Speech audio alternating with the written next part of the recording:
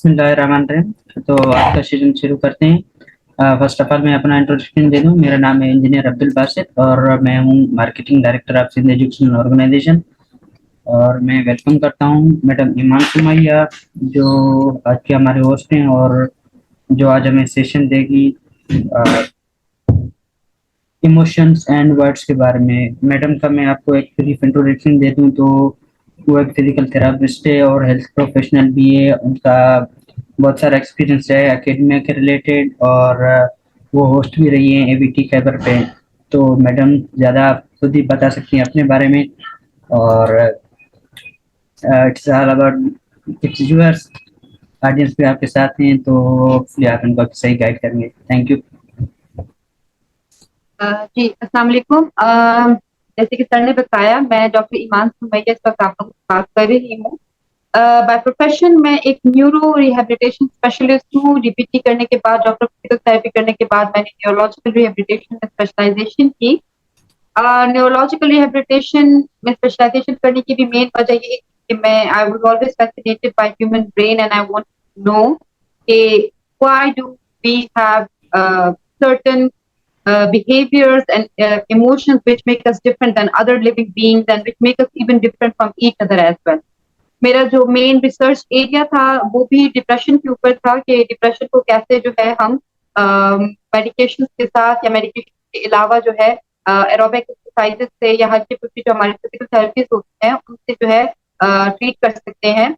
इसके अलावा जो है मैं टीवी होस्ट हूँ, जिसपे मैं एबीटी खैबर पे मैं मॉर्निंग शो करती हूँ फ्राइडे को।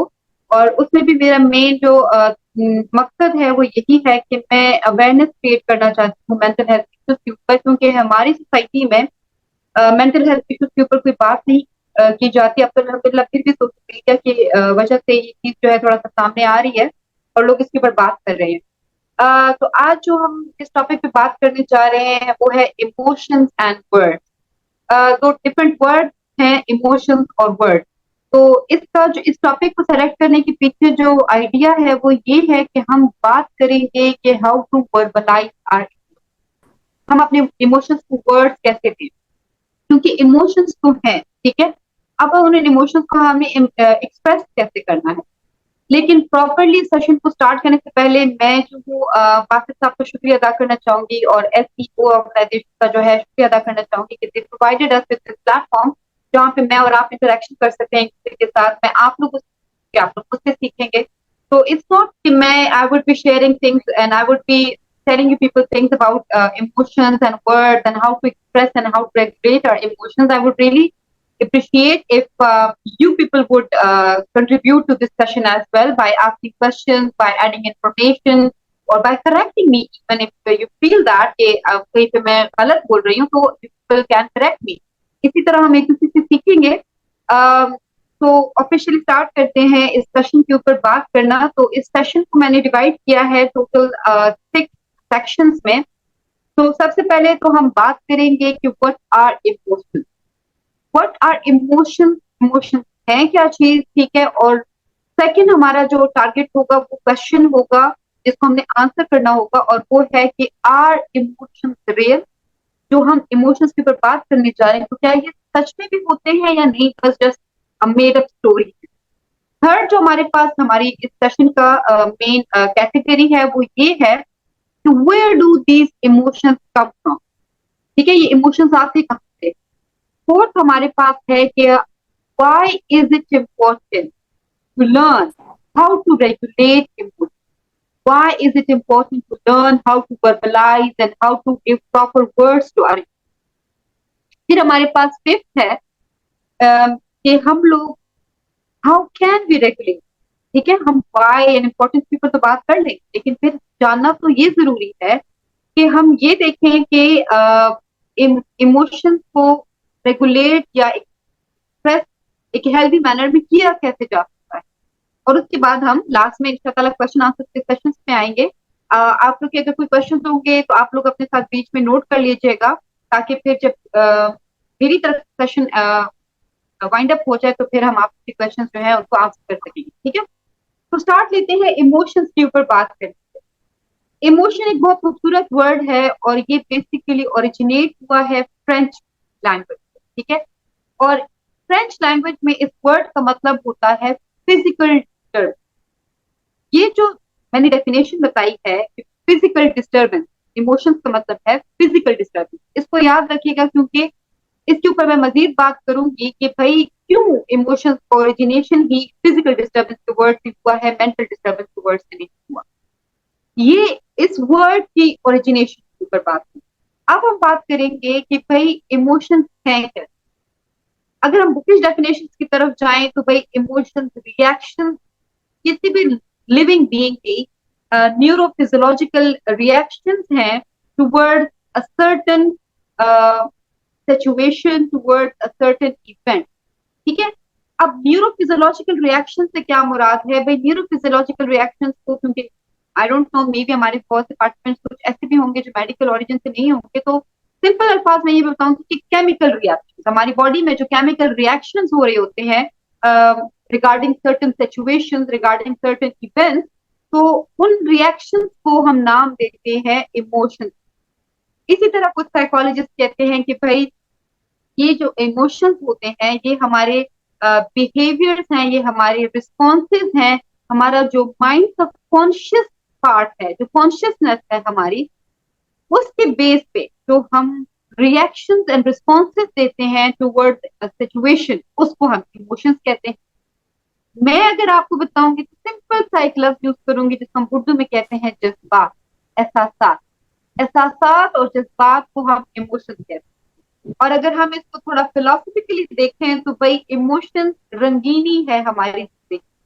अगर हमारी जिंदगी में से इमोशंस को निकाल दिया जाए, अगर हमारे जो जिंदगी का कैनवस है जो अगर खूबसूरत है, तो वो इन इमोशंस के रंगों की वजह से है। क्योंकि अगर हम इन इमोशंस को निकाल देते हैं अपनी जिंदगी से, तो हमारी जिंदगी बहुत बदजायका और बहुत बेमजा सी फीकी सी पड़ जाती है। अब इंसान और बाकी लिविंग बीइंग के इमोशंस में क्या फर्क?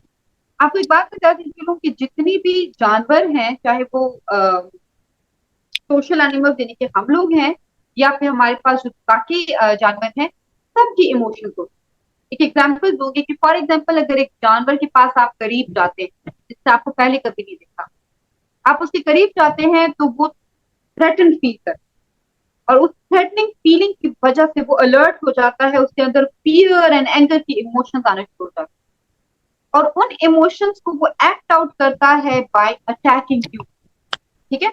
वो आपके ऊपर अटैक करना शुरू कर देता है despite knowing what your intentions are towards them. Maybe you want to pet them. आपको क्यूट लगा, शायद आप पेट करना चाहते, लेकिन उसको नहीं पता। तो यहाँ पे एक एनिमल की इमोशंस का जिक्र। अब अगर मैं अपनी बात, फॉर एग्जाम्पल मैं कहीं पे बैठी हूँ और एक बंदा सामने से आया मुझसे बात करनी, फॉर एग्जाम्पल उसको लगा कि इस बंदी से बात करनी। अब लेट्स सपोज मेरे क्या reaction, being a human being, हो सकता है मैं भी थ्रेटन फील करूं। ठीक है, कि यार ये मुझसे बात क्यों करने आ रहा है। अब उस थ्रेटनिंग फीलिंग को मैं कैसे रेगुलेट करती हूँ? It will make me different different it will make me different from other animals because I have got words to communicate my emotions. I would be asking, why are you coming towards me? You want to talk to me? Why? Okay, so this is the difference between our emotions and their emotions, because they cannot communicate it properly the way the emotions should be communicated. हम अपने emotions को अच्छे अल्फाज दे के communicate करते हैं। अब बात करते हैं टाइप्स ऑफ इमोशंस की। अब इमोशंस के टाइप, अगर आप बुक को देखोगे तो डिफरेंट तरीके से डिफरेंट साइंटिस्ट ने, साइकोलॉजिस्ट ने, न्यूरोलॉजिस्ट ने डिफरेंट तरीके से इसके टाइप्स को बयान किया है। To make it simple for you people, I would say that emotions चार type: happiness, sadness, anger, fear. और इन चारों के जो कोर प्रिंसिपल्स हैं वो बेसिकली लाई करते हैं पनिशमेंट, रिवॉर्ड और अचीवमेंट एंड स्ट्रेस। जो पनिशमेंट है वो वाली, उसके साथ जो इमोशंस अटैच हैं वो आपके सैडनेस, वो आपका फियर हो सकता है। When you are punished, suppose you feel sad, you can become fearful. लेकिन अगर आपको फॉर एग्जाम्पल कोई रिवॉर्ड किया जाए, you are appreciated for some, you feel so happy about. इसी तरह फियर की जो स्ट्रेस के ऊपर मैंने बात की कि स्ट्रेस एक और कोर प्रिंसिपल है जो कि लिंक है आपके फियर एंड एंगर के साथ। अब ये एक ऐसा एलिमेंट है या ये एक ऐसा प्रिंसिपल है जिसको लर्न करना है, क्योंकि स्ट्रेस मैनेजमेंट कोर प्रिंसिपल है basically how to manage your emotions, how to regulate your emotions. ठीक है, अब ये आपके पास क्या हो गई, ये आपके पास इमोशंस की टाइप्स है, हैप्पीनेस, सैडनेस, एंगर, फियर। और फिर हमने इसके ऊपर बात की कि इन चार इमोशंस को के जो कोर प्रिंसिपल्स हैं वो हमारे पास जो है पनिशमेंट, रिवॉर्ड एंड स्ट्रेस। अच्छा, अब हम बात करते हैं इसके ऊपर कि क्या इमोशंस रियल हैं। हम अगर मैं कहती हूँ इस वक्त, तो मैं आपसे कहती हूँ कि मैं बहुत खुश हूं, आप लेट्स सपोज मैं कहती हूँ मैं बहुत इस पे, how would you know that is she really happy और नॉट। और अगर हम कहते हैं नहीं जी भाई मैं आप लोगों से हंस हंस के बात कर रही हूँ लेकिन साथ में ये भी कहती हूँ कि आज मैं बहुत खफा हूँ, तो ये क्वेश्चन अराइज होता है कि यार ये कैसी इमोशंस है, क्या ये रियल है या नहीं। और क्या इमोशंस या जो जज्बात होते हैं जो हम कैरी करते हैं, खुशियां, गम, खफगान, स्ट्रेस, ठीक है, एंगर, ये सब रियलिटी के ऊपर भी है या नहीं, ये जस्ट हमारे ब्रेन का जो है बस मेकअप है, भाई हमने एक कहानी बनाई है जज्बों के ऊपर। Yes, emotions are as real as our own. जैसे कि अगर मेरी एग्जिस्टेंस, मेरी फिजिकल अपीयरेंस रियल है, तो इसी तरह हमारे इमोशंस भी रियल। और इन इमोशंस की रियलिटी के लिए जो साइंटिफिक प्रूफ है वो हमारा ब्रेन। अब मैंने आप लोगों से बोला था कि हम बात करेंगे कि वेयर डू दीज इमोशंस कम, ये इमोशंस आते कहाँ से। ये इमोशंस हमारे ब्रेन के कुछ हिस्से हैं वहां से आते हैं, और उस हिस्से को बेसिकली कलेक्टिवली कहा जाता है लिम्बिक सिस्टम। अब लिम्बिक सिस्टम में हमारे पास जो मेजर स्ट्रक्चर्स हैं जो कि इमोशंस और इमोशन रेगुलेशन के ऊपर को कंट्रोल करते हैं, वो आपका एमेक्टिला, ठीक है, ये छोटे से आपके ब्रेन का हिस्सा है, एक छोटा सा इमेक्टिला, ठीक है। इसी तरह आपका हिप्पोकैम्पस है और आपका इंसुलर कॉर्टेक्स। ये तीन जो स्ट्रक्चर्स हैं या एज अ होल आपका जो लिम्बिक सिस्टम होता है वो आपके इमोशंस को रेगुलेट करता है, वो आपके इमोशंस को क्रिएट करता है, and it also make you feel what you feel actually. ठीक है, तो yes, emotions are real and they are a part of our physical body, they are a part of our, हमारा जो brain है उसकी networking का हिस्सा है। और ये हमारे ब्रेन में अल्लाह ताला ने फीलिंग्स और इमोशंस के लिए सेपरेट एक कॉर्नर रखा हुआ है जिसको लिम्बिक सिस्टम का नाम दिया। तो यहाँ से ही इस चीज की इंपॉर्टेंस का अंदाजा होता है कि ये बहुत जरूरी है कि हम सीखें हमारे जो जज्बात हैं, हमारे जो इमोशंस हैं, उनको रेगुलेट कैसे करना है। इस टॉपिक की जरूरत क्यों, why is it necessary to learn how to regulate, how to give words, how to properly act out on our emotions। पहले मैं एक एग्जांपल दूंगी आपको हैप्पीनेस। फॉर एग्जांपल किसी के यहाँ खुदा ना खास्ता फौतगी हुई है और मैं वहां पर बैठी हूँ और मुझे एक लॉन्ग अवेटेड गुड न्यूज की कॉल आ, और मुझे बताया जाता है कि कोई गुड न्यूज है जिसके लिए मैंने बहुत सब्र किया है, बहुत मैंने इंतजार किया है, लेकिन मैं बैठी हुई हूँ किस एनवायरमेंट में जहाँ पे फौतगी हुई है, ठीक है। और अगर मैं मुझे वो न्यूज मिलती जो कि मेरे लिए बहुत खुशी की बात है, बहुत, and I feel very happy, अगर मुझे अपनी हैप्पीनेस को रेगुलेट करना नहीं आता, what am I going to do? That I would start expressing and in an unhealthy way that happiness in front of those people who are mourning। ठीक है, वो ग्रीव कर रही है किसी क्लोज वन की डेथ को, और मैं वहां पर जो है screaming and oh I've got a good news, I've got a good news। yes, it happens when you don't learn how to regulate your emotions। एक ये एग्जांपल। एक दूसरी एग्जांपल ये है कि फॉर एग्जांपल कोई बहुत खुश है and we are celebrating their happiness, right, and वहां पर let's suppose a waiter accidentally spills some food or drinks on me, right?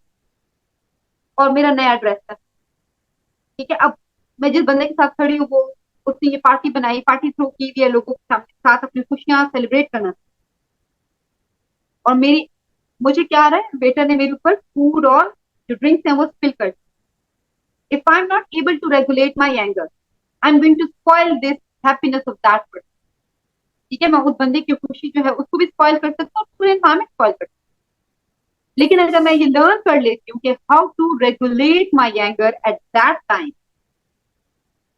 it would make me feel good.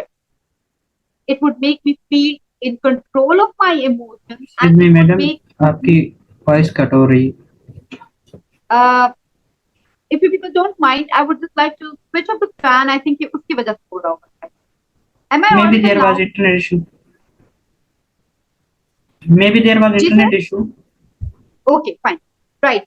So I would think that कि इसीलिए ये हम जब emotions को regulate करना सीखते हैं तो ये हमें एक ऐसी फीलिंग देता है कि we are in self control, ठीक है, we are controlling our body, we are controlling our mind. तो ये एक बहुत रिवॉर्डिंग फीलिंग होती है, और ये सिर्फ हमारे लिए हेल्दी नहीं है, ये हमारे क्लोज वंस के लिए भी हेल्दी है कि हम ये सीखें कि भाई कैसे इमोशंस को रेगुलेट करना है, और क्यों ये जरूरी है। यहाँ पर मैं आप लोग के साथ एक और बात डिस्कस करना चाहूंगी कि पर्सनालिटी डेवलपमेंट के ऊपर।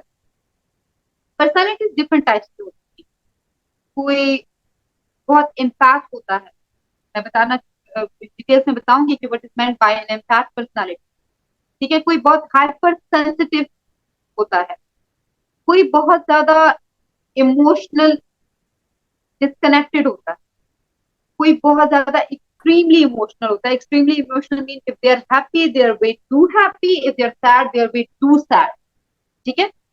तो इन सब इमोशंस की रेगुलेशन के बेसिस पर हमारी पर्सनालिटीज डेवलप होती है। इसी तरह अगर हम अपनी इमोशनल बचपन में, जब चाइल्डहुड में हमारी इमोशनल रेगुलेशन हमें सिखाई नहीं जाती, and we are not taught how to regulate, how to verbalize, and how to properly express our emotions, we develop into pathological personality.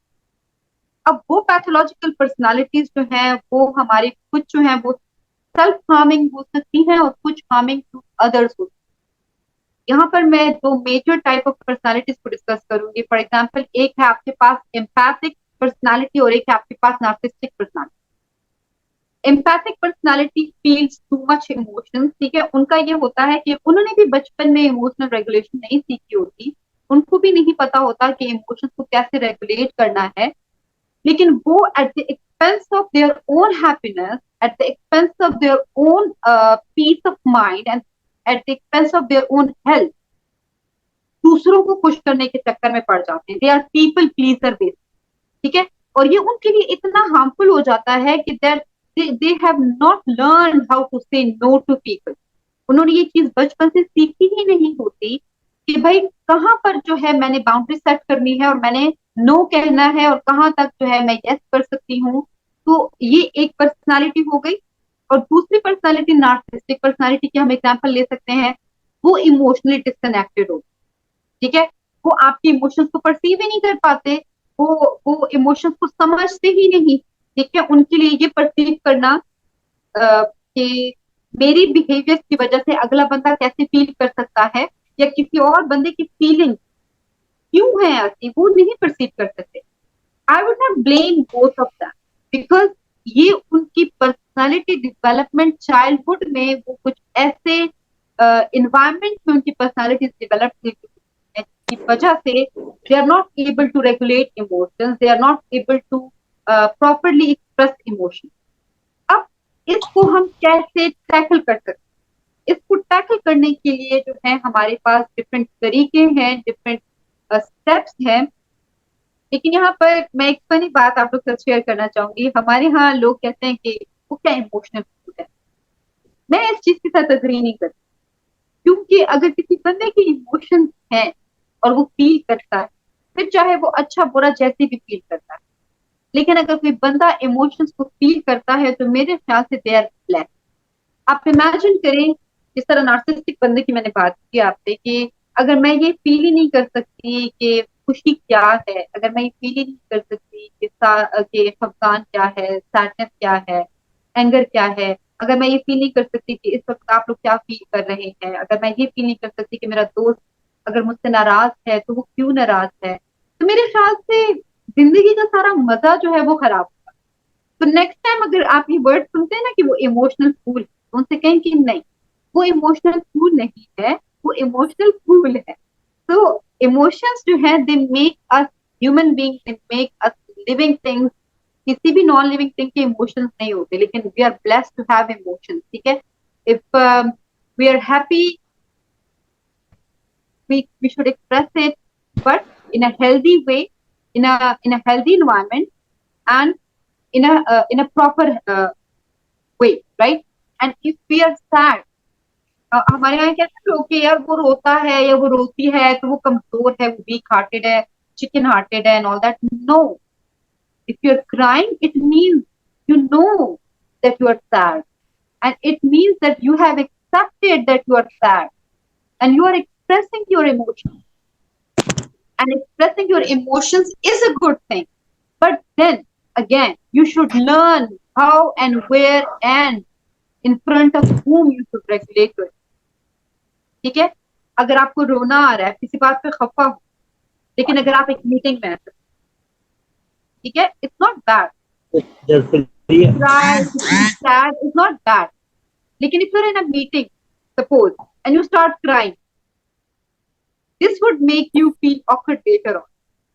तो अगर आप उस चीज को थोड़ी देर के लिए डिस्ट्रैक्ट कर लें, उस इमोशन से खुद को थोड़ी देर के लिए डिस्ट्रैक्ट कर लें, और उसके बाद एक हेल्दी एनवायरनमेंट में जाएं, हेल्दी बंदे के पास जाएं जिसके ऊपर आपको ट्रस्ट है, जो आपको समझ सकता है, और उनके सामने रो लें।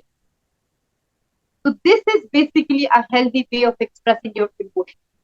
This is basically the motive of this session, कि हम ये सीखें कि भाई हंसना भी जरूरी है, रोना भी जरूरी, इवन गुस्सा करना भी जरूरी, लेकिन हेल्दी तरीके से एक हेल्दी एनवायरनमेंट में करना जरूरी। अब गुस्से की एक्सप्रेशन की मैं आपको एक बात बताना चाहूंगी। एक डिफेंस मैकेनिज्म है डिस्प्लेसमेंट के नाम से। अब फॉर एग्जांपल मेरा बॉस है, वो मुझ पर डेली गुस्सा करता है, जा बजा बस ऐसे ही करता है, फार्मा, ठीक है। अगर मैं आहिस्ता आहिस्ता फियर से एंगर की तरफ जा रही हूँ, मुझे उस पर गुस्सा आ रहा है, ठीक है, लेकिन मैं, वो मेरा बॉस है, मैं उसको कुछ नहीं कह रही, उसको मैं कुछ कह नहीं सकती। अब वो गुस्सा मेरे अंदर पाइल अप हो रहा है क्योंकि मैं उसको एक्सप्रेस नहीं कर पा रही। वेयर विल दिस गुस्सा गो? ये एंगर कहाँ जाएगा? इस एंगर ने, इसे देखिए, इमोशंस अपने लिए एक्सप्रेशन का रास्ता ढूंढ ले, हेल्दी अनहेल्दी वो अपने लिए एक्सप्रेशन का रास्ता ढूंढ ले। हमने बीइंग बीइंग आई वुड से सेंसिबल बंदा, ये डिसाइड करना है कि उस इमोशन को हेल्दी तरीके से कैसे एक्सप्रेस करना। लेकिन अब अगर मैं उसको एक्सप्रेस नहीं कर पा रही हूँ, उस एंगर को मैं पाइल अप करती जा और पाइल अप करती जा रही हूँ, तो इस एंगर ने एक ना एक दिन कहीं ना कहीं तो बर्स्ट होना है इस पर। और ये कहाँ पे, अगर मैं इसको हेल्दी तरीके से एक्सप्रेस नहीं करूंगी तो where will it go? It will displace. मैं डिस्प्लेसमेंट करूंगी अपने से कमजोर बंदे पे जाकर। फॉर एग्जाम्पल, मैं घर आऊंगी और अपने छोटे भाई को मारना शुरू कर दूंगी, वो वाला जो एंगर है गलत जगह पे एक्सप्रेस हो रहा है, एक अनहेल्दी मैनर, राइट। और मैं अपने भाई पे डालना वो शुरू कर दूंगी। अब मेरा भाई, जो कि मैं उससे बड़ी हूँ, वो मुझे कुछ नहीं कह सकता, ठीक है, वो मुझे कुछ नहीं कह सकता, आहिस्ता आहिस्ता वो पायल अप करना शुरू कर देगा अपने एंगर को। लेकिन जब वो उसको मुझे कुछ नहीं कह सकता, तो वो क्या करेगा कि वो अपने एंगर को अपने से छोटी चीज के ऊपर जो है, अपने से कमजोर चीज पे जो है वो निकालना शुरू कर देगा। मे बी वो अपने पेट पे निकालना शुरू कर दे, या मे बी वो अपने खिलौनों पे निकालना शुरू कर दे, ठीक है, या मे बी वो स्कूल जाके बुली करना शुरू कर दे लोगों को। तो ये इस एग्जाम्पल का मकसद ये है कि मैं आपको ये बताना चाह रही हूँ कि वो जो बॉस के बिहेवियर से एक इमोशन स्टार्ट हुआ, लेकिन वो प्रॉपर तरीके से रेगुलेट नहीं हुआ, तो वो एंड करता है एक गंदे साइकिल, एक अनहेल्दी साइकिल, ठीक है, जिसमें फिर आहिस्ता आहिस्ता करके सोसाइटी के और लोग भी आपके पास इन्वॉल्व होना शुरू हो जाता। अब इस साइकिल को कैसे ब्रेक किया जाए? एक दिन मेरा बॉस मुझे गुस्सा, दूसरे दिन करता, तीसरे दिन करता, चौथे दिन मुझे चाहिए कि मैं सोचूं बैठ वाई ऐसा क्यों कर रहे हैं, ठीक है, उनका बिहेवियर भी समझने की कोशिश। और अपने रिएक्शन को भी समझने की, और मैं बैठ के ये डिसाइड करूं कि भाई उनकी बिहेवियर की वजह से मुझे गुस्सा आता है और मुझे अच्छा नहीं लगता, ठीक है, और उसकी वजह से फिर मैं डिस्टर्ब होती हूँ। मैंने एक्सेप्ट कर लिया है, ठीक है, acceptance of your emotions is also very healthy. मैंने एक्सेप्ट कर लिया कि भाई मुझे गुस्सा आता है, ठीक है, और उसकी वजह से मैं डिस्टर्ब होती हूँ, तो अब इसको कैसे हल किया जा सकता है? I would go to my boss and उनसे अपॉइंटमेंट, सर मुझे आपके साथ कुछ डिस्कशन करनी है, आप अगर मुझे थोड़ा सा टाइम दें। जब वो मुझे लेट्स सपोज वो अग्री हो जाते हैं किसी टाइम पे, तो मैं उनके साथ बैठ के डिस्कस करूँ, हेल्दी वर्ड्स का चुनाव करके, हेल्दी तरीके से, कि सर देखिए, शुरू में जब आप मुझे डांटते थे तो मुझे लगता था कि शायद कहीं ना कहीं पर मुझे मिस्टेक है, तो मैंने अपने काम को जो है ऑब्जर्व किया, मैंने इधर उधर अपने फ्रेंड से, कुलीग से अपने ऊपर मतलब अपने बारे में रिव्यू किए, ठीक है, मैंने अपने आप को बार बार रिव्यू किया, सेल्फ अप्रेजल किया मैंने कि भाई कहाँ पर मुझसे मिस्टेक हो रही है, तो जहां जहां मेरी मिस्टेक थी मैंने उसके ऊपर काम किया। लेकिन सर आप स्टिल भी जो है मतलब मेरी तरफ जो है आपका एंगर है और आप जो है मेरे काम से लेट्स सपोज खुश नहीं है, तो I would like to know कि why is, if it's in me, I would like you to tell me so that I can work more on myself. लेकिन सर अगर ऐसा नहीं है तो please I would be really happy कि आप अपना बिहेवियर जो है वो मेरी तरफ जो है थोड़ा पॉजिटिव रखें और थोड़ा अच्छा रखें, ताकि एक हेल्दी इन्वायरमेंट मेंटेन रहे और मुझे आपके साथ जो है यहीं पर मैं जो है काम करना कंटिन्यू करूँ। क्योंकि अगर आप देखें, हमारे यहाँ लोगों के अंदर ये डर होता है ना कि अगर मैं जो हूँ फॉर एग्जाम्पल ये अपने इमोशंस का इजहार कर दूंगी ना किसी बड़े से, तो कहीं ऐसा ना हो कि मैं वो मुझे दुत्कार दे, ठीक है, हम या वो लेट्स सपोज अभी जिससे मैंने जॉब की एग्जाम्पल दी, तो कहीं ऐसा तो नहीं होगा कि मेरी जॉब चली जाए। देखिए, nothing is more important there than your physical and mental health. if you're not happy at a workplace, if you're not happy at your home, if you're not happy at anywhere in any relationship, you should you should not be there. Trust me, you should not be there. ठीक है, अपने mental peace को, अपने mental health को first priority करें। Not happy at a place, उसको अपनी तरफ से काम करें, उसको अच्छा बनाने की कोशिश करें। लेकिन अगर वो आपके एफर्ट्स के बावजूद भी वो नहीं चल पा रहा, नहीं नहीं आपके लिए जो है वो पॉजिटिव वाइब नहीं आ रही, वो पॉजिटिव नहीं हो रहा, तो please do not work or do not stay in that place or do not stay in that relationship at the expense of your own health. Just say goodbye. This is also an expression of emotion in a healthy way. अब अगर for example मैं अपने boss को कुछ नहीं कहूंगी, एक दिन आएगा उठा के सारी चीजें फेंक दूंगी और चले जाऊंगी और कहूंगी जाओ मैंने नहीं करना काम, अब ये अनहेल्दी एंड होगा, ठीक है, अनहेल्दी एंड नहीं करना चाहिए। हम ह्यूमन बींग्स हैं, अल्लाह ताला ने हमें बोलने की सलाहियत दी है, अल्लाह ताला ने हमें एक दूसरे को समझने की सलाहियत दी है, तो why not to sit and talk to each other, ठीक है। अब ये तो एक जर्नल बात, अगर प्रॉपर तरीके से मैं आपको बताऊं कि हमने अपने इमोशंस को कैसे रेगुलेट करना है, तो उसके लिए सबसे पहले जो स्टेप है वो ये है कि आप एक्नॉलेज करें इमोशंस को, आप एक्सेप्ट करें इमोशन, ठीक है। अगर आप एक्सेप्ट करते हैं कि हाँ भाई ये इमोशंस एग्जिस्ट करते हैं, जैसे कि मैंने आपको शुरू में ही बताया था कि 4 इमोशंस हैं, और उन इमोशंस के बेसिस पे फिर आपके पास सेकेंडरी इमोशंस हैं, फॉर एग्जांपल गिल्ट हो जाता है, ठीक है, फॉर एग्जांपल काइंडनेस हो जाती है, ठीक है। तो देयर आर अदर इमोशंस जो कि सेकेंडरी इमोशंस कहलाते हैं, जो कि इन्हीं इमोशंस के और इन्हीं कोर प्रिंसिपल्स के ऊपर पे बेस्ड हैं। तो पहले तो आप इन चीजों को एक्सेप्ट करें, ठीक है, एक्सेप्ट करें कि हाँ भाई ये इमोशंस एग्जिस्ट करते हैं। Second thing is that self awareness, this is very important. जब तक आप अपने इमोशंस के बारे में और अपने बारे में अवेयर नहीं that what you are feeling, ऐसा होता है कभी कभी, it's human, it's very humanly I would say, कि at times we are sad, ठीक है, लेकिन हम कंफ्यूज हो, हमें समझ नहीं आती कि हम क्या फील कर, ठीक है। ऐसा होता है जब हम काफी अरसे तक अपने इमोशंस को रिप्रेस करते हैं, ठीक है। रिप्रेशन एक ऐसा फिनोमिना है कि जो अनकॉन्शियसली आपका ब्रेन, जब आप अनकॉन्शियसली अपने ब्रेन से हेल्प लेते हैं और इमोशंस को रिप्रेस करते हैं, दबाते जाते हैं, मतलब उनसे हाइड करते हैं, छुपते हैं अपने emotion. For example if I am not happy in an environment, लेकिन मैं डिनाई करती हूँ कि नहीं ऐसा कुछ भी नहीं है, बस ऐसी है ऐसी है, और मैं काफी हफ्ते तक उसको डिनाई कर रही हूँ तो वो अनकॉन्शियसली मेरी वो जो सैडनेस वाली फीलिंग होगी वो रिप्रेस्ड, फिर एक वक्त ऐसा आएगा कि I would feel down but I would not know why. ठीक है, तो ये जो रिप्रेशन ऑफ फीलिंग्स है, दिस इज नॉट गुड। ठीक है, फीलिंग्स को रिप्रेस मत करें, फीलिंग्स को अगर टाइमली डिस्ट्रैक्ट करना है टू अचीव अ सर्टेन गोल तो दैट्स फाइन, लेकिन इसका ये मतलब नहीं है कि आप कंप्लीटली अपने इमोशंस को डिनाई कर दें और अपने इमोशंस को से डिटैच हो जाएं, क्योंकि फिर आप खुद से भी डिटैच हो जाते हैं। और खुद से डिटैचमेंट का जो रिजल्ट होगा वो ये होगा कि you will feel very empty inside. और जब आप अंदर से एम्प्टीनेस की फीलिंग करेंगे तो होगा क्या कि आप कुछ भी लाइफ में एंजॉय नहीं कर पाएंगे, और उस एम्प्टीनेस, उस वॉइड को फिल करने के लिए you will choose unhealthy lifestyle. ठीक है, I would like to share one personal experience with you people that I used to be a binge eater. Binge eater आपका एक coping mechanism है, binge eating या जो eating disorders होते हैं। I used to either uh, eat too much, binge eating करती थी और उसके बाद I would throw it out। ठीक है, या फिर completely एनोरेक्सिया में चली जाती थी, बिल्कुल भी नहीं खाती। At some point in my life, I realized that this is not healthy, right? I sought psychological help for that, and there is no shame in saying that कि भाई psychological help ली या मुझे psychological help की जरूरत है। There is no shame in it.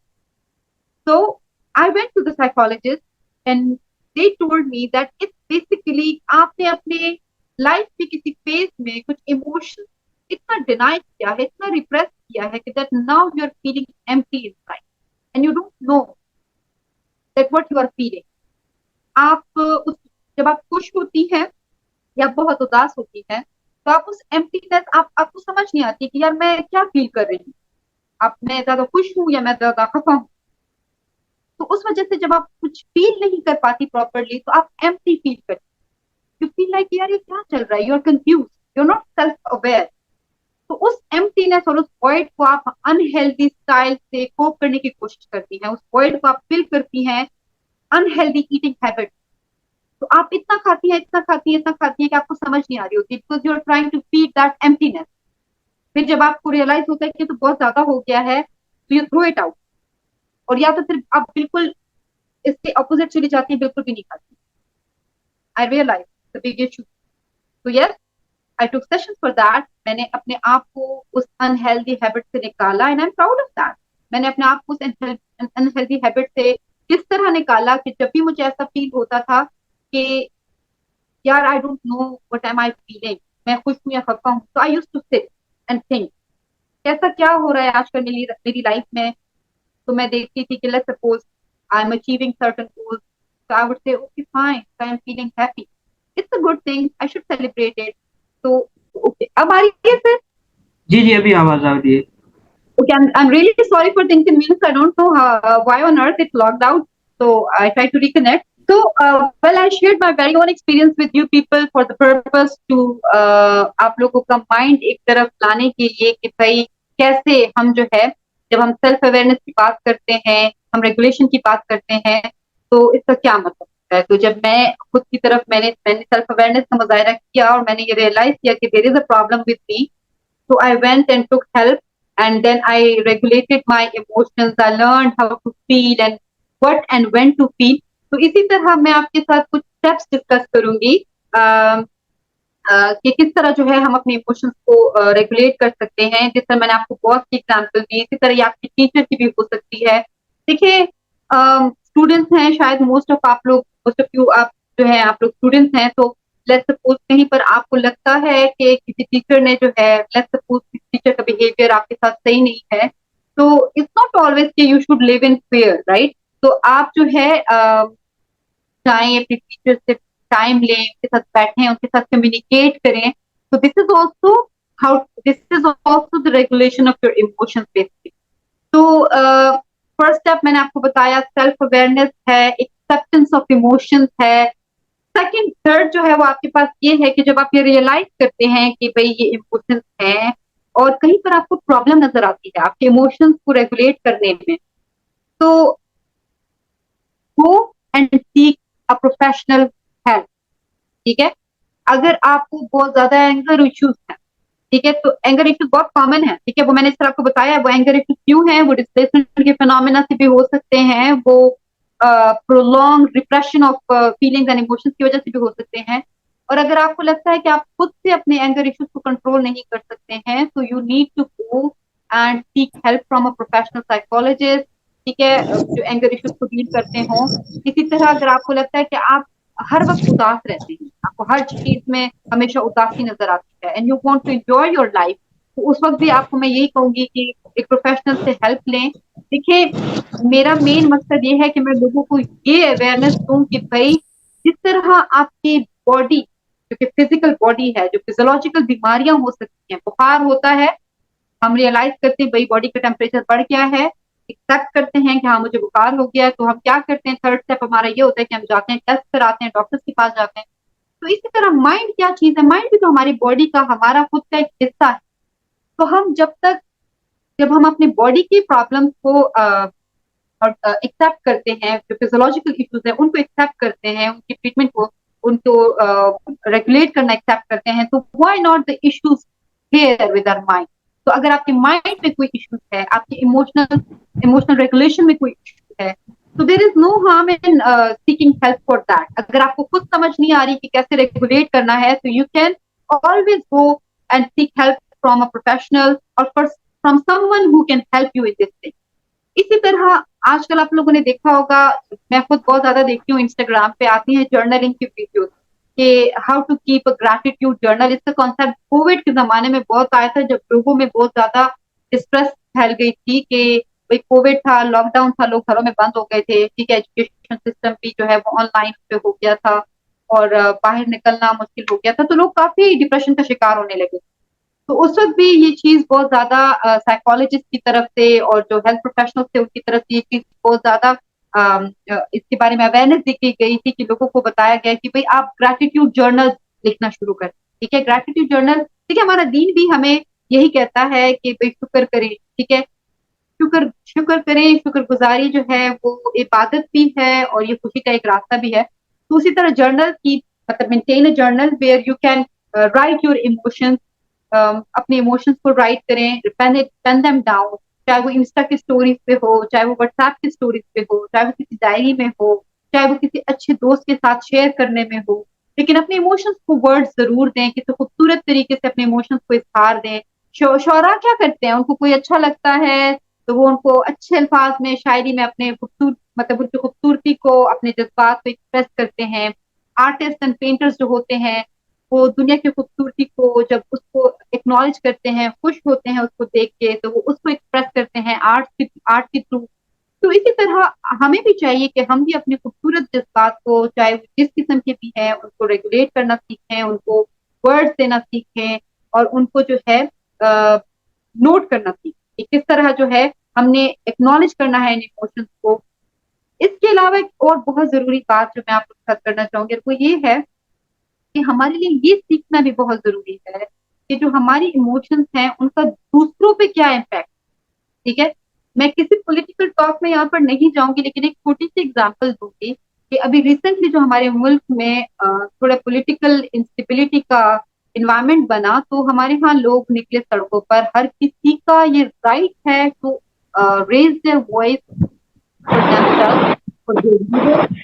लेकिन देखिए, emotion जिस तरीके से हमारे अपने मुल्क के असासों पर निकाली गई, तो ये हमारी वो, अब वो एग्रेशन था, वो एंगर था, ठीक है, उसको हमने एक्सप्रेस कैसे किया, उसका हमारे इन्वायरमेंट पर क्या इम्पैक्ट पड़ा, उसका दूसरे लोगों पे क्या इम्पैक्ट पड़ा, तो ये जानना भी जरूरी है। देखिए, अगर मैं गुस्सा फील करती हूँ और मुझे गुस्सा आ रहा है, या मैं बहुत ज्यादा खुश हूँ, या मैं बहुत ज्यादा खफा हूँ, तो मेरे इन इमोशन से दूसरों पे क्या असरात पड़ेंगे, और दूसरे इससे कितने इफेक्ट होंगे, तो ये जानना भी बहुत जरूरी है। इट्स नॉट ऑलवेज, मैं हमेशा बात करती हूँ self love, self care, self compassion की, लेकिन सेल्फ लव और सेल्फ ऑब्सेशन में भी फिर फर्क है, ठीक है। सेल्फ लव के चक्कर में आप दूसरों को हर्ट मत करें, ठीक है, और इतना खुद से, मतलब इतना भी अपने आप को फर्स्ट उस पर मत रखें कि आप दूसरों को बुक दे जाएं। तो इसलिए अपने इमोशंस को एक्सेप्ट करना हम पे फर्ज है, अपने इमोशंस की कदर करना हम पे फर्ज है, और ये भी हम पे फर्क है कि अगर हमें किसी दूसरे के इमोशंस या बिहेवियर्स अच्छे नहीं लग रहे या उससे हम पे इफेक्ट आ रहा है तो हम उनको बताएं, प्रॉपर तरीके से उनके साथ कम्युनिकेट करें कि उनको बताएं कि भाई आपके इस इमोशन का या आपके इस बिहेवियर का मुझ पर नेगेटिव या मुझ पर अनहेल्दी इफेक्ट है। तो इसी तरह हमें भी सोचना चाहिए कि किसी हमारी बिहेवियर से किसी और के ऊपर भी तो एक अनहेल्दी इफेक्ट आ सकता है। तो जिस दिन हम इन सब बातों को सोचना शुरू करेंगे तो उससे क्या होगा कि उसी से ही ये जो जज्बात है इसकी खूबसूरती सामने आई और हम जज्बों से डरेंगे नहीं, हम इनको छुपाएंगे नहीं, मतलब हम इनको हाइड नहीं करेंगे, हम फिर इनको प्रॉपर तरीके और हेल्दी तरीके से जो है एक्सप्रेस करें। दूसरा जो मेन आजकल जो लोग बात करते हैं बाउंड्रीज के ऊपर, हेल्दी बाउंड्री। बाउंड्री का मतलब ये होता है कि फॉर एग्जाम्पल अपने इर्द गिर्द एक ऐसी बाउंड्री सेट करना कि जिससे आप अपनी इमोशनल हेल्थ को, अपनी मेंटल हेल्थ को सेफ रख सके और हेल्दी रहे। मैंने एक बात की थी जब मैं एग्जांपल दे रही थी कि हम में से कुछ लोग ऐसे होते हैं कि वो नो नहीं कह सकते, तो दिस इज अनहेल्थ। ये कोई वो नहीं है कि आप कहें कि ये बहुत काइंडनेस का जेस्चर है कि बस हर किसी को यस करें, हर ऐसा होता है कि कभी कभी हम किसी को नो कहना चाहते हैं लेकिन हमने नो कहना सीखा ही नहीं होता। ठीक है, क्योंकि हमारे अंदर डर होता है कि अगला बंदा जो है वो मुझसे नाराज हो जाएगा या वो पत्नी क्या सोचेगा, तो हम नो नहीं कह पाते। तो saying no is important. If you not, if your mind and your inner self is not saying yes, please don't say yes. अगर आपका अंदर से ना यस नहीं आ रहा तो आप भी यस मत।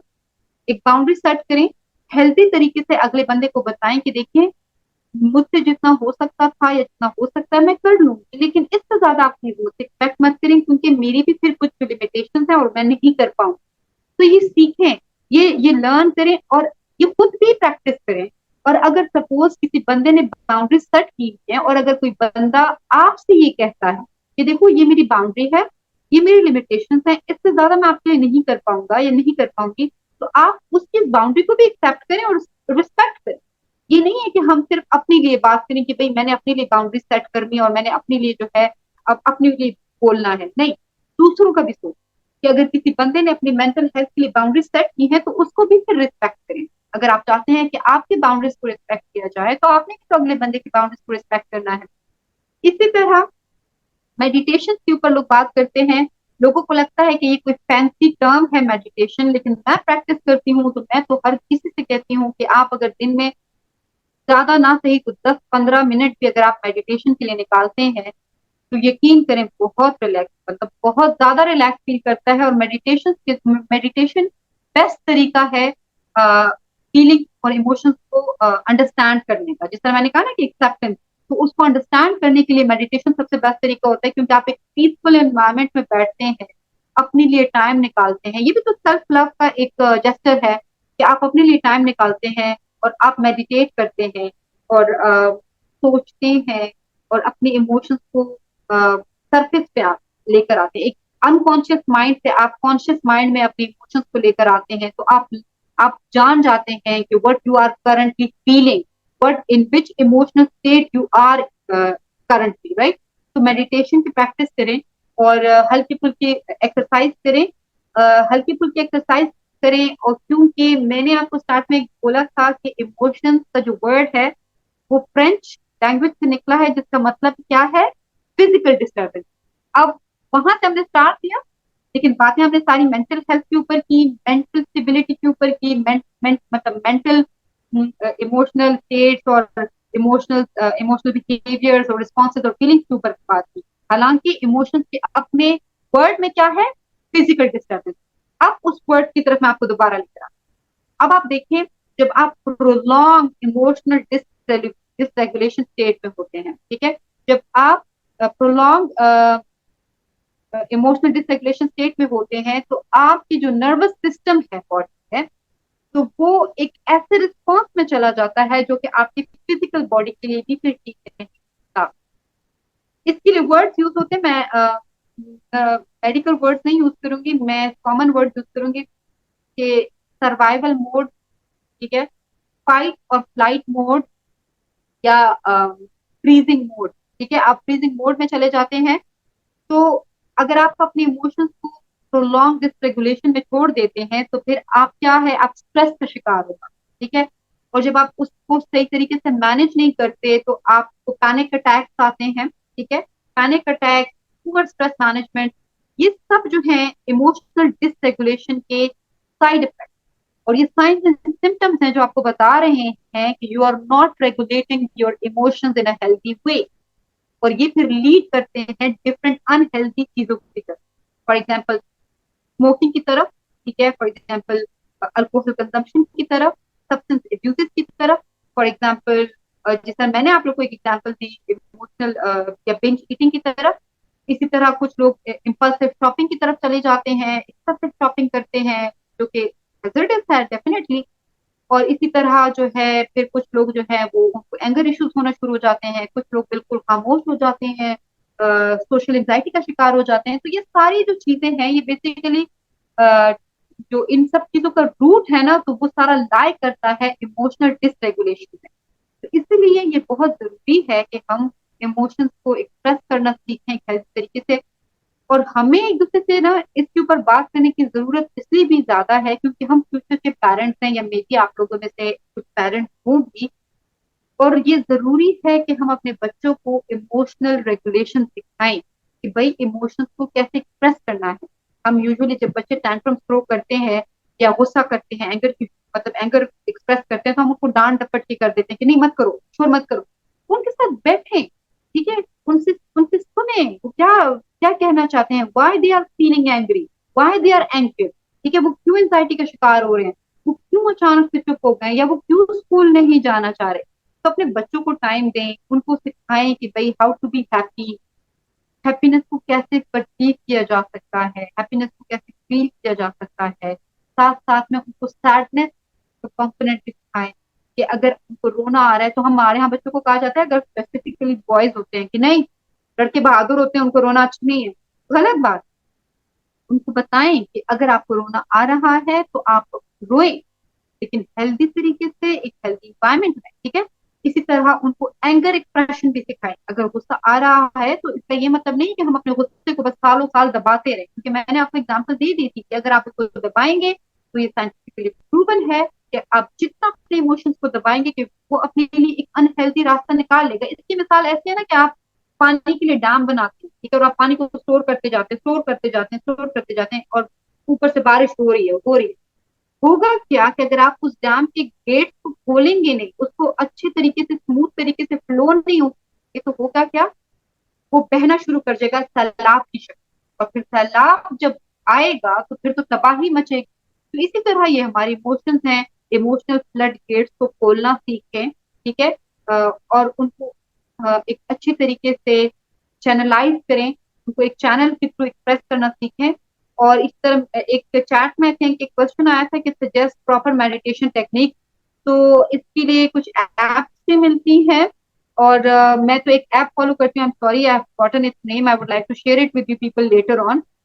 तो उस ऐप के वो आपको साथ साथ में जो है स्क्रिप्टेड मेडिटेशन होती हैं, आप खुद उसमें सेलेक्ट कर सकते हैं। इसी तरह यूट्यूब पे भी है, साउंड क्लाउड पे अगर कोई यूज करते हैं तो साउंड क्लाउड पे अगर आप उसको सर्च करें तो स्क्रिप्टेड मेडिटेशन आती हैं। साथ में एक मतलब एक सुकून सा म्यूजिक होता है, और उसके साथ बैकग्राउंड में जो है आपको इंस्ट्रक्शंस दी जा रही होती हैं कि फॉर एग्जांपल अब आप ब्रीथ इन करें, ब्रीथ आउट करें। तो वो आपके लिए ज्यादा हेल्पफुल होंगी, क्योंकि वो स्क्रिप्टेड होती हैं, वो गाइडेड गाइडेड मेडिटेशन उसको कहा जाता है। तो आप उसको यूट्यूब में भी सर्च कर सकते हैं, साउंड क्लाउड पे भी हैं, और इसके अलावा कुछ एप्स भी इसके लिए जो है आप गूगल प्ले स्टोर पे जो है सर्च हैं। This was all from my side. ये वैसे तो मैं तो यही कहूंगी कि मैंने तो दरिया को कूजे में बंद किया है। इमोशंस एक ओशन है, मैं हमेशा अपने राइटअप में यही लिखती हूँ कि इमोशंस एक ओशन है, और उसमें तैरना सीखें क्योंकि ये बहुत खूबसूरत है। और इसमें शार्क भी हैं, इसमें गोल्ड फिशेस भी हैं, लेकिन यही शार्क, यही गोल्ड फिशेस, यही इस ओशन की खूबसूरती है। तो इसको एक्नॉलेज करें, एक दूसरे को एक्नॉलेज करें, खुद को एक्नॉलेज करें, और एक दूसरे की कदर करें। और उसके लिए जरूरी है कि खुद की भी कदर करें, be kind to your own self and others as well. So let's come towards the last session, last section of this session. if there is any questions, if anybody wants to say something, it's open to you people. Right. So let me go to the chat section. I think there were some questions. I would like to read them.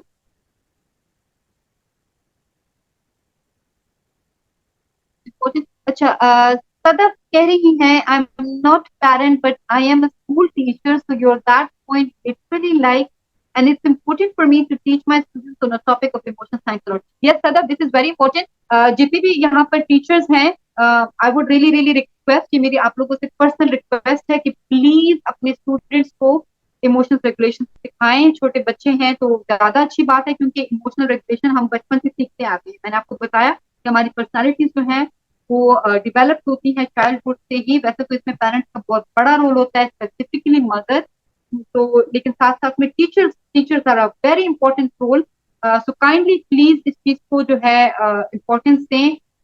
देखिए, curriculum कोई भी teacher पढ़ा सकता है. मेरी नजरिए में सबसे बेस्ट टीचर वो होता है जो कि आपको जो है साथ साथ में जो है जिंदगी सिखाए, जिंदगी की खूबसूरती सिखाए, जज्बात को रेगुलेट करना सिखाए. इसके अलावा मेडिटेशन टेक्निक के ऊपर सनाउल्लाह आपने क्वेश्चन पुट किया था, उसका मैंने आंसर दे दिया है. इसके अलावा if there is anyone else who would like to say something. Yes mister Furqan please. जी सर. अस्सलाम वालेकुम ma'am, thank you for this valuable session. अस्सलाम वालेकुम मैम, आवाज आ रही है? वालेकुम अस्सलाम. मेरी आवाज आ रही है? जी जी, आपकी आवाज आ रही है.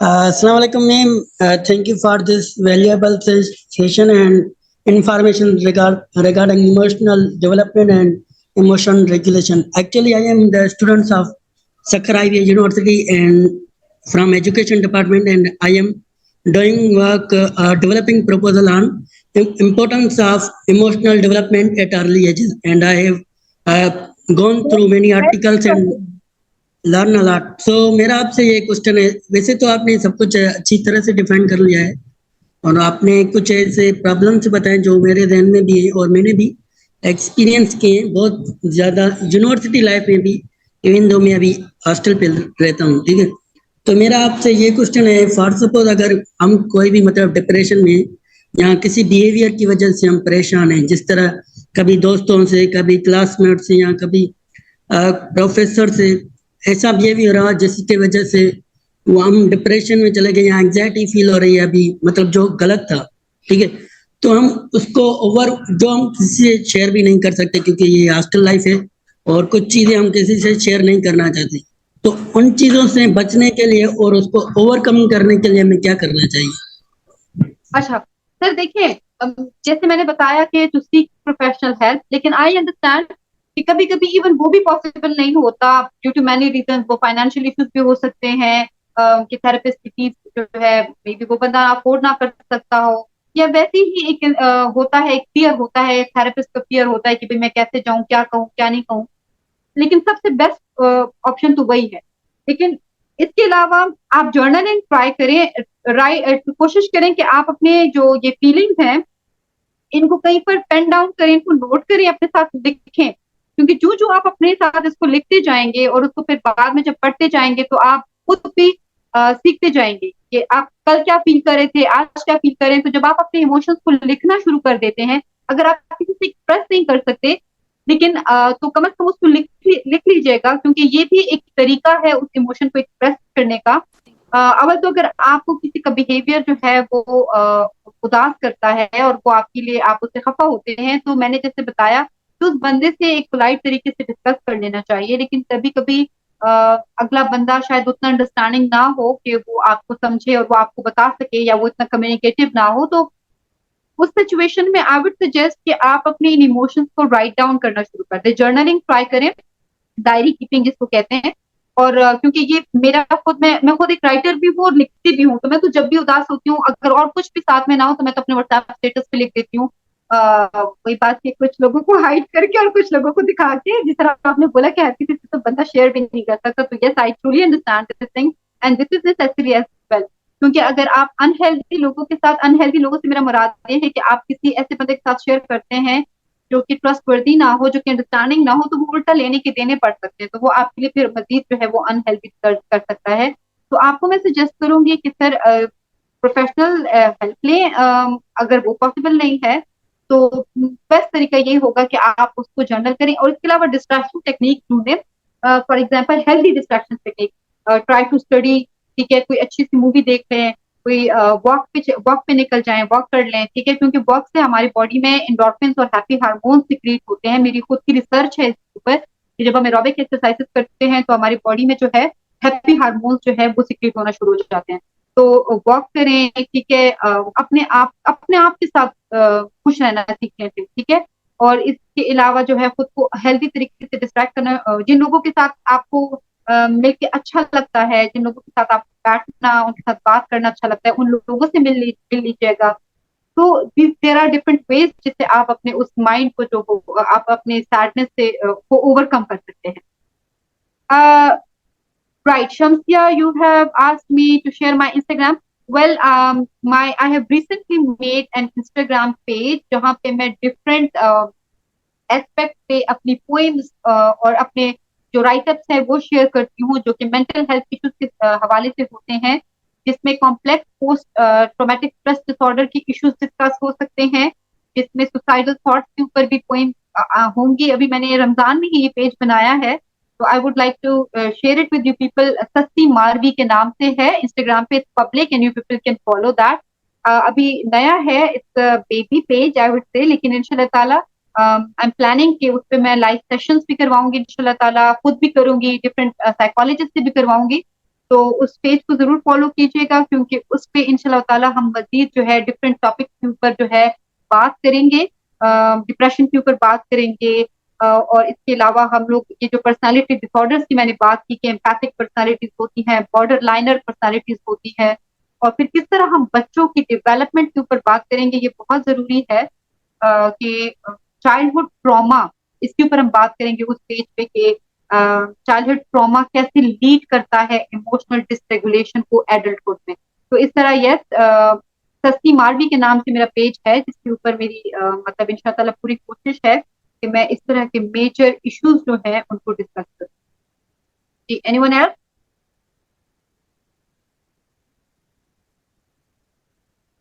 We have another question from Sir Furkan Madam in chat. अच्छा, एक मिनट, ये भाई खान ने किया है एक चैट में क्वेश्चन कि how to deal with people who blackmail us. देखिए, ये डिपेंड करता है कि who you are dealing with, लेकिन there are certain personality disorders जिसमें वो मैनिपुलेशन और इस तरह के टैक्टिक्स को अपनाते हैं आपसे अपना for example I would say कि नीड्स पूरी कराने के लिए। तो उन लोगों के लिए सबसे बेस्ट जो साइकोलॉजिकल टैक्टिक है वो ये है नो कांटेक्ट रूल के नाम से, या ग्रे रॉक मेथड उसको कहते हैं, या आप सर्च कर लीजिएगा। नो कांटेक्ट रूल का मतलब ये है कि इन लोगों से आप जितना अपना कांटेक्ट कम कर सकते हैं, जिसको इस कांटेक्ट को जितना लिमिट कर सकते हैं, उतना ही आपके लिए हेल्दी है। और मोर ओवर, इन लोगों से अगर कंप्लीटली डिस्कनेक्शन यानी कि नो कांटेक्ट, कंप्लीटली आप उनके साथ कांटेक्ट जो है उसको खत्म कर सकते हैं, तो ये तो सबसे बेस्ट होगा आपके लिए। लेकिन अगर कभी कभी ऐसा होता है कि वो एक फैमिली मेंबर भी हो सकता है जिससे हम अपना जो है नो कांटेक्ट बिल्कुल कंप्लीटली तो नहीं वो कर सकते, तो कम से कम उनसे आप अपने आप को लिमिट करें, ठीक है। और try to understand why they are doing this thing, ठीक है। Try to read their mind, try to read their behaviours कि वो ऐसा क्यों कर रहे हैं। जब आपको उसके इस बिहेवियर के पीछे की वजह समझ आ जाएगी, तो तभी आप उस बंदे को टैकल करना भी सीख लेंगे। लेकिन सबसे बेस्ट यही होगा कि try to avoid such people, and उसके लिए जरूरी है कि आप हेल्दी हैबिट्स अपनाएं। वही बात की healthy boundary. How to read mind, well ये बहुत कॉम्प्लिकेटेड टॉपिक है, and it's not always possible, and it's not always good, and it's always not, I would say, to read mind, because ये and it's not always possible as well, because अगर मैं आपको एक बात बताऊं, हमारे यहाँ साइकोलॉजी और न्यूरो में कुछ टर्म्स यूज होती हैं कि जो लोग कहते हैं ना कि मतलब they are able to read minds of others, ये बेसिकली एक ट्रॉमा रिस्पॉन्स होता है कि प्रोलॉन्ग्ड जो इमोशनल एब्यूज का शिकार हो जाते हैं या वो किसी ट्रॉमा का शिकार हुए होते हैं, तो वो इतने हसास हो जाते हैं, वो उनका नर्वस सिस्टम इतना अलर्ट हो जाता है कि वो दूसरों के बिहेवियर और उनके इमोशंस को रीड करना शुरू कर देते हैं। तो I don't think so it would be good, because हमें जितना दूसरों के, देखिए वही बात के हम एक दूसरे के माइंड कंप्लीटली अगर रीड नहीं कर पा रहे ना, तो इसमें भी अल्लाह ताला की मसलहत है और ये अच्छी बात है। लेकिन थोड़ी बहुत आई थिंक जरूरी भी है, हमें भी पता होना चाहिए कि अगला बंदा जो है वो क्या सोच रहा है, या अगला बंदा जो है उसकी क्या थॉट्स हैं। तो वो खुद से अज्यूम करने के बजाय अगर हम उस बंदे से कम्युनिकेट करके पूछ लें, तो I think that would be more, कि वो बंदा हमें अगर खुद बताए। इसलिए आई वुड से कि देखिए साइकोलॉजी में फिर अपने डोमेन्स भी हैं, तो जो मतलब बुक्स हैं इसके ऊपर, क्या टू रीड माइंड। लेकिन again I would say it's not always possible and it's always not health. हर वक्त ये हेल्थी भी हैबिट नहीं है कि हम दूसरों के माइंड्स को रीड करना शुरू कर दें, क्योंकि वो फिर अजम्पशंस की मतलब हो सकती हैं कि कभी कभी हो सकता है कि हम गलत अज्यूम करें और गलत रीड करें, और उसकी वजह से जो है हम खामखा में है जो है किसी से बदगुमानी पैदा हो सकती है, और या खामखा जो है हम कोई कुछ फहमी पा सकते हैं। जी, और question, let me can check the chat. अच्छा, for confidence building for any idea, self acceptance. Again I would say अगर आप ओके, अब्दुल समद, मैं आपको दोबारा इंशाल्लाह आंसर अभी थोड़ी देर में देती, पहले मैं जरा इसको आंसर दे दूं कि how to develop self confidence. उसके लिए तो जरूरी है कि आप पहले अपने आप self awareness and self acceptance, accept your own self, accept your identity as आप हैं कौन, पहले अपने आप को एक्सेप्ट करें, ठीक है। फिर अपने कुछ स्किल्स हैं, ठीक है, उनको accept, this is the way, ठीक है। और दूसरी बात ये कि जब आप खुद को एक्सेप्ट करते हैं ना, ये सबसे मुश्किल काम है, लेकिन जब आप इसको ओवरकम कर लेते हैं और इसको अचीव कर लेते हैं, तो आपके अंदर कॉन्फिडेंस खुद ब खुद आ जाती है। और ये सेल्फ कॉन्फिडेंस भी अगेन आई वुड से ये लाई करती है हमारी इमोशनल डेवलपमेंट के ऊपर, कि हम किस तरह इमोशनली डेवलप हुई हैं, और इसके कुछ डिफरेंट टेक्निक्स हैं, और इसके लिए भी स्पेशल जो है कुछ प्रोसेस होता है। So I would suggest it would be good if you seek a psychologist or a professional expert for this thing. That would be more good for you. लेकिन again I would say that it's possible to gain confidence. उसके लिए जरूरी है कि आप mirror sessions करें, बहुत ज्यादा जरूरी होता है। जब आप खुद को देखते हैं मिरर से, talk to yourself and you practice talking to yourself in the mirror, so it's and you start appreciating yourself. जब आप खुद को appreciate करना start कर देते हैं, even I would be very honest, before starting this session, I talk to myself in the mirror, looking in the mirror, and I practice some words. So this is common and this is healthy, ठीक है। तो खुद से बात करना सबसे best तरीका है, तो प्रैक्टिस यहीं से शुरू करें, और इंशाल्लाह ताला it will take time, but your confidence will build up. There was another question. I'm sorry. Let me go to the chat. Where is the madam chat? I don't know. हमारे पास सिर्फ 5 minute बचे हैं, तो आप 1-2 question का जवाब दें, फिर हम कंक्लूड करेंगे। अच्छा जी, अब्दुल बासित, आई थिंक किसी ने क्वेश्चन किया था, मेरे माइंड से निकल गया है। I am not able to go to the chat section, if you can read the questions to me please.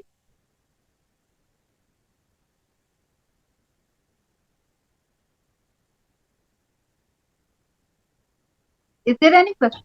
Yes, how to stop others manipulation on us? How to stop Others manipulation in us. others manipulation in us? Again, no contact rule. No contact rule is the best, ठीक है। Acknowledge कि वो आपको manipulate कर रहा है, healthy boundaries बनाए, ठीक है। ये सेम वर्ड्स है, सेम टेक्निक्स है, और हेल्दी बाउंड्रीज बनाए, उनको बताएं कि भाई देखिए ये मेरी लिमिट्स है, ये मेरी बाउंड्री है, प्लीज क्रॉस ना करें, मैं इससे ज्यादा आपसे नहीं कर सकती या नहीं कर सकता। तो दिस वुड, और जब आपको पता है कि अगला बंदा आपको मैनिपुलेट कर रहा है, तो ना होना manipulate. Again, self love, self compassion, अपने लिए कुछ काइंडनेस शो करें, उस बंदे को नो कहना शुरू कर दें, और उनसे कहें कि I am sorry, I am not going to do this thing for you any more, because this is not healthy for me, and उनको बताएं कि I feel being manipulated by, ठीक है, उसको एक पॉजिटिव तरीके से ये चीज उनको कन्वे करें, अपना मैसेज जो आप फील कर रहे हैं, जो आपकी इमोशंस है उनकी बिहेवियर्स के बारे में, अपना मैसेज उनको पॉजिटिव तरीके से कन्वे करें, उनको बताएं कि you feel being manipulated bye them, and if they still don't stop manipulating and if they still don't change their behavior, then I would suggest no contact rule, उनके साथ contact ना रखें या उनको उनके साथ अपना कांटेक्ट लिमिट रखें। This is important. देखिए, आप कहेंगे कि मैम तो हर बार में नो कांटेक्ट कह रही है। देखिए, this is important. If you want to be emotionally sound and if you want to be emotionally and mentally healthy, this is important to cut out on people who are using you for your emotions, who are emotionally abusing you. So manipulation is a type of emotional abuse. Stop being emotionally abused by such people, and there is no guilt and there is no shame in saying no to such people. So yes, I would say that straight away उनको positive तरीके से कहें कि I'm sorry, but I won't be manipulated by you anymore. So that's it. And Okay. I think we're about to end the session. Last question. Ji ji. Do emotions make us irrational or emotionally ethically towards someone's response? Sorry, what? Do emotions make us irrational or emotionally ethical towards someone's response? Okay, I'm not able to get the question properly, लेकिन जितना मैंने perceive किया है तो उसके मुताबिक I would like to answer it. Emotions irrational नहीं होते, लेकिन emotions को express करने का तरीका irrational हो सकता है. For example, अगर मैं emotions को timely healthy तरीके से express नहीं करती और उनको मैं for example पहले तो मुझे किसी पे गुस्सा आया, मैंने उसको emotionally सही तरीके से express नहीं किया, उसको convey नहीं किया कि भाई तुम्हारा ये behavior मुझे गुस्सा दिला रहा है, प्लीज स्टॉप इट, लेकिन मैंने अगर उसको टाइमली और हेल्दी तरीके से कन्वे नहीं किया तो वो पाइल अप हुआ और एक दिन आएगा मैं चीखना चिल्लाना शुरू कर दूंगी, चीजें तोड़ना शुरू कर दूंगी। तो यस, दिस इज इरेशनल। तो ये एक इरेशनल बिहेवियर होगा, ये एक इरेशनल रिस्पॉन्स होगा मेरी उन इमोशंस का टुवर्ड्स अदर। तो yes, behaviors can be irrational. Yes. How to have energy? Well, for energy, it's necessary to have a good diet, to have a sound sleep. ठीक है, जिस तरह कहते हैं ना early to bed early to rise, this is very important. जल्दी सोना, ठीक है, टाइमली सोना और बैलेंस डाइट। तो ये जो है ओके मैडम, ये सब जो है जरूरी है। टाइम हमारा पूरा होने जा रहा है। मैं एक माइनर कंट्रीब्यूशन करना चाहूंगा। मूवी में भी आपने भी देखी हो इनसाइड आउट, आई होप आपको आइडिया होगा जी। तो वो इमोशंस को समझने में बहुत मदद करती है और बहुत ही हेल्पफुल रहेगी कि अगर कोई भी इमोशन आपसे गुम है तो कैसा रहेगा। तो ये मैं सभी ऑडियंस को सजेस्ट करूंगा कि इनसाइड आउट मूवी देखें और उसमें समझें कि इमोशंस किस तरीके से होती हैं। बाकी thank you very much madam for your time, it was really helpful for me and for all the participants, and SEO thanks you for your time. Hopefully next session भी आपके साथ रखेंगे Inshallah. I really enjoyed and I'm glad that the participants have asked questions and they have listened and they have shown interest, and